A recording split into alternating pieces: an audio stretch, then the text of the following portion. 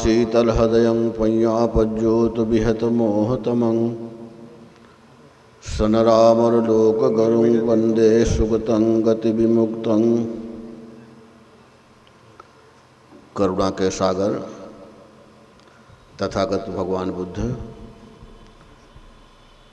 बोधिसत्व बाबा साहब, पूजनीय भिक्षु संघ, आप सभी श्रद्धावान उपासकगण, उपासिकाएं, आपको जहाँ जगह मिले वहाँ बैठ जाएं, क्योंकि समय बहुत थोड़ा सा है आज और हमारे बनते प्रियदर्शी जी को सुनना है, इसलिए थोड़ा थोड़ा समय सब लोग आपको आशीर्वाद मिलेगा। इस देश का गौरव है, बुद्ध जैसे महापुरुष इस देश में पैदा हुए और वो भी आपके प्रदेश में पैदा हुए। कपिल वस्तु आपके प्रदेश में ही है, भले आज वो नेपाल में गिना जाता हो, लेकिन वह आपके प्रदेश में है।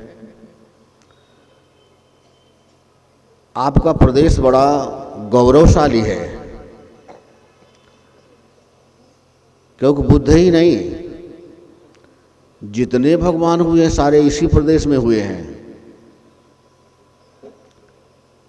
यह भगवानों का क्षेत्र है, आते हैं समय समय पर अपना उपदेश देकर के चले जाते हैं। आपका प्रदेश, आपका देश, आपका जिला, आज आपका जिला भी गौरवशाली है। जिस जिले में आप बैठे हुए हैं, क्योंकि भंते प्रियदर्शी जैसा विद्वान व्यक्ति इसी जिले का है, इसलिए आप सभी लोग गौरवशाली हैं। ये आपका गौरव है। इतना बड़ा विद्वान व्यक्ति इस जिले में पैदा हुआ, तो समय समय पर, किसी समय भिक्षु जगदीश काश्यप, किसी समय राहुल संस्कृत्यायन और किसी समय आनंद कौशल्यायन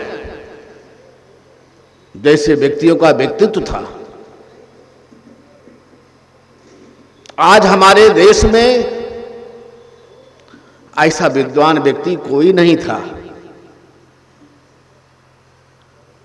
वो लोग अपना अपना समय व्यतीत करके चले गए। यदि धर्म के प्रति कोई प्रश्न कहीं से उठता है तो कोई जवाब देने वाला नहीं था, और आज यदि धर्म का कोई भी प्रश्न उठता है तो बनते प्रियदर्शी उसका जवाब देने में सक्षम है।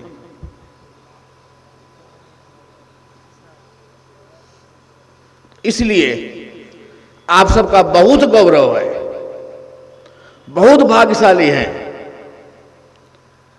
क्योंकि पूरे देश में धर्म का प्रचार हो रहा है और कहीं भी उसमें जरा सी भी राजनीति नहीं हो रही है।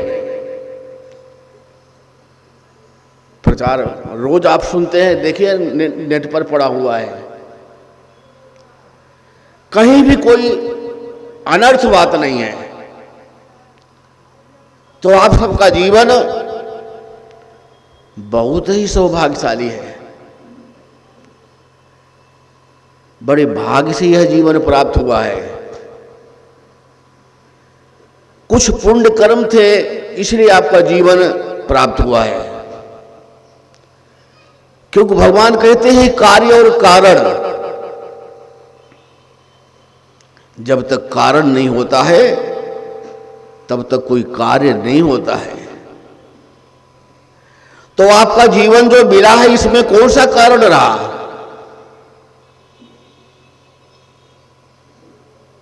कुछ न कुछ कारण तो रहा है। आज वृक्ष तैयार है तो उसके पीछे क्या कारण है? बीज है। और आप सबका, हम सबको जो जीवन मिला है इसका क्या कारण है? तृष्णाएं हैं, इच्छाएं हैं। मरते समय एक चित्त उत्पन्न होता है। मरते समय उसको कहते हैं च्युति चित्त। मरते समय एक च्युति चित्त उत्पन्न होता है और जहां वो चित्त जाता है उसे कहते हैं प्रतिसंधि चित्त। तो चित्त जो च्युति चित्त उत्पन्न होता है उस समय आपकी इच्छाएं क्या हैं? वो सारी इच्छाएं च्युति चित्त के साथ प्रतिसंधि चित्त में चली जाती हैं। जहां आपका चित्त प्रतिसंधि ग्रहण करता है वहां वो चली जाती है और फिर वही उसका कारण होता है। च्युति चित्त ही हमारे सबके जीवन का एक कारण है। अब आप देखिए कौन कौन से संस्कार हमारे अंदर आए हुए हैं। हम सद्धर्म पर जो चल रहे हैं, कितना चल रहे हैं? क्या हमारे अंदर कमी है जो हम पूर्ण तरीके से नहीं चल रहे हैं? यह एक अवलोकन करने का समय है। आप बैठिए, रात दिन चिंतन करिए, हम क्या कमी हमारे अंदर है, कौन सी कमी है। लेकिन कबीर कहते कोई कमी नहीं है। गई सो गई अब राख रही को, जो व्यतीत हो गई वो व्यतीत हो गई, लेकिन जो बची है उसको तो रख लो, उसको तो बचा लो। जो हमारा जीवन चला गया वापस नहीं आएगा, जो हमारा समय व्यतीत हो गया वापस नहीं आएगा। इसलिए जितना तुम्हारे पास बचा है उसको तो बचा लो।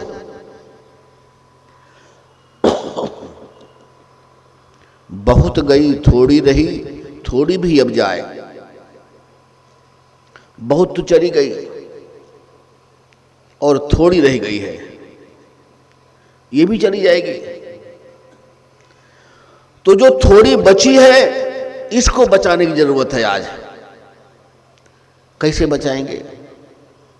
तो पारमिताओं के माध्यम से बचाएंगे, दानशील करके बचाएंगे,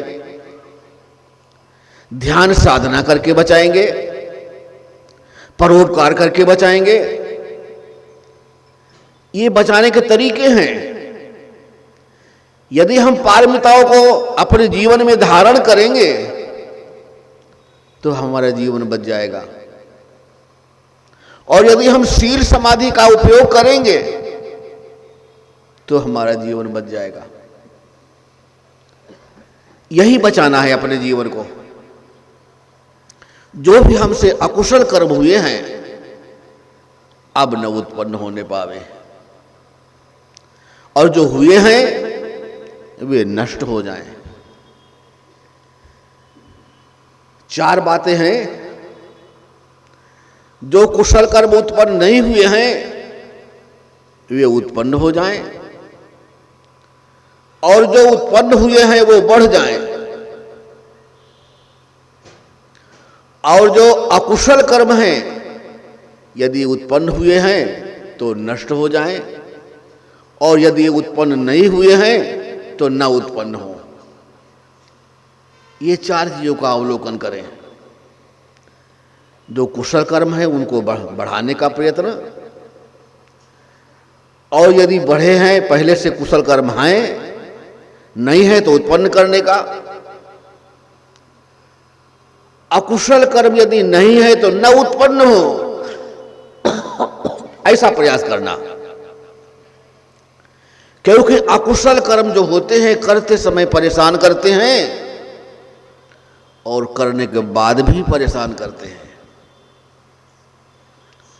आदमी का चित्त शांत क्यों नहीं होता है? रात दिन परेशान होता है। सबके चेहरे लटके हुए हैं, क्यों? आपको कोई प्रसन्न दिखाई देता है? ऐसा कोई हो हंसता हुआ हो मिलेगा कोई? सबके चेहरे पर कुछ न कुछ है। तो ये ऊपर से थोड़ी है, ये अंदर से होता है। आज जो आपका चेहरा मुरझाया हुआ है एक तरीके उसके नहीं है, एक कारण नहीं है। पहला बंधन पड़ा देह का, दूसरा स्त्री जान, और तीसरा बंधन पुत्र बेचारा, चौथा नाती जान, और नाती के कहूं नाती होवे फिर कहो कौन ठिकान। कितने बंधन बना लिया। हम खुद खंभे को पकड़े हुए हैं और खुद चिल्ला रही है हमको नहीं छोड़ रहा है। पकड़ा कौन है? हम ही तो पकड़े हुए हैं। लेकिन पकड़ना हमको, पकड़ तो लिया, अब हमको छोड़ेंगे उसको कैसे? सारे बंधन बनाने वाला कौन है? हम ही तो हैं।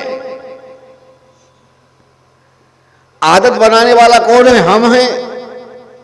और जब आदत बन जाती है तो कहता छूटती नहीं है।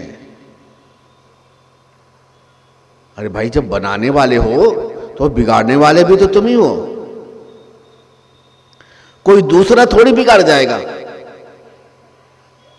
बिगाड़ने वाले भी तुम ही हो। एक बुढ़ा बहुत तमाकू पीता था। जब चौके में जाता तो भी अपनी चिलम भर के जाता, रात दिन चिलम पीता। बाहर पुआल पे सोता था, घर में फरिका लगा था, और रोज कुत्ता जाता और उसका दूध पी करके चला आता। बुढ़िया बहुत परेशान। पहले गांव में फरिका हुआ करते थे।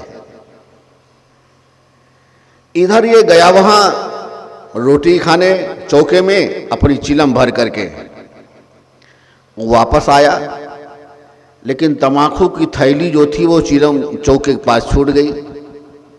आके बाहर सो गया। रात में भी तमाकू कई बार पीता। उठा और तमाकू भरने का विचार किया, देखा थैली नहीं है, तो अपनी बुढ़िया को बहुत आवाज दिया। बुढ़िया सो गई थी। और बुढ़िया ने क्या किया था, रोज कुत्ता दूध पी जाता था, तो फरिका के पास में उसने खटिया डाल रखी थी। आज कुत्ता आए तो बताऊंगी। एक 1.5 हाथ का हंसुआ रख लिया था मारने के लिए कुत्ते को। बूढ़े ने कहा कौन जगावे। खटिया के नीचे से घुसा और कुछ आवाज हुई खट से। बुढ़िया चौंक गई। वो सोची दूध कुत्ता आ गया। उठाया हंसिया और उसने मार दिया उसको। बुढ़ौना घेंघे घेंघ घियान, और बुढ़ियावा तब पावा पहचान। जब घेंघे करने लगा तो बुढ़िया सोचा रही है तो हमने अपने बूढ़े को ही मार दिया। गांव घर में आवाज गई, सब लोग इकट्ठा हो गए। अरे भाई, क्या तुम्हारे घर में हो रहा है? कह रहे यार कुछ नहीं, तमाकू पीछे हंसिया चल गई। तो नसीहत मिली और चिलम गई फूट, और तमाकू वही दिन तय गई छूट।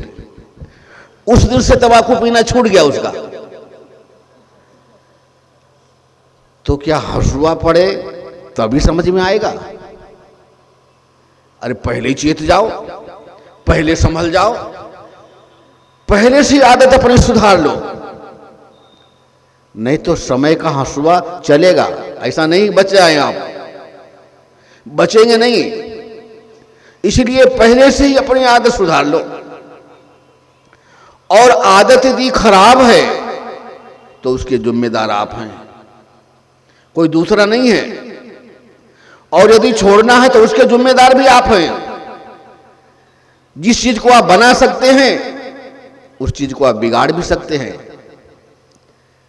कबीर ने कहा छोड़ने से थोड़ा कष्ट है, छोड़ने में थोड़ा कष्ट होता है। और कहते भोगत होत यथाह, भोगने में और ज्यादा हो जाता है। छोड़ने में तो केवल थोड़ा कष्ट होता है, अब आप उसको भोगते रहिए तो अथाह हो जाता है, जिसकी कोई था नहीं, इतना कष्ट हो जाता है।